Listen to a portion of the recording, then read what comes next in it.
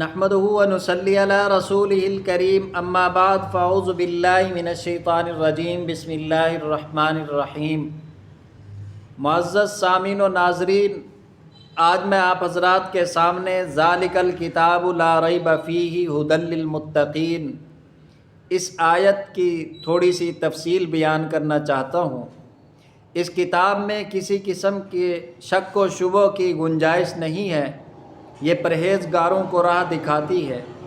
پہلے پارہ میں اللہ جل شانہ نے 4 قسم کے لوگوں کا ذکر فرمایا ہے: مومنین، کافرین، منافقین، اقوام سابقہ، یہود و نصارہ وغیرہ۔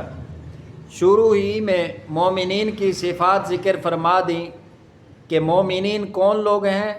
الذین یؤمنون بالغیب، وہ بن دیکھے ماننے والے ہیں، یعنی لفظی کج بحثیوں میں اور طلب دلیل میں اس قدر بے باک نہیں ہوتے کہ یہود کی طرح کہنے لگیں لن نؤمن لک حتی نری اللہ جہرۃ، بن دیکھے تو خدا کو بھی نہیں مانیں گے۔ اس لیے اہل سنت والجماعت عوام الناس کو یہی تعلیم دیتے ہیں کہ ایمانیات پر بن دیکھے ایمان لانا چاہیے، اور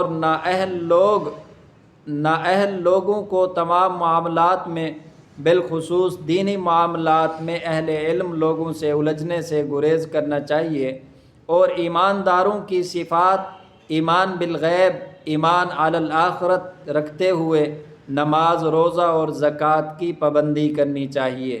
اللہ جل شانہ ہم سب کو نیک اعمال کرنے کی توفیق عطا فرمائے، قرآن و سنت کے ساتھ زندگی بسر کرنے کی توفیق عطا فرمائے، آمین۔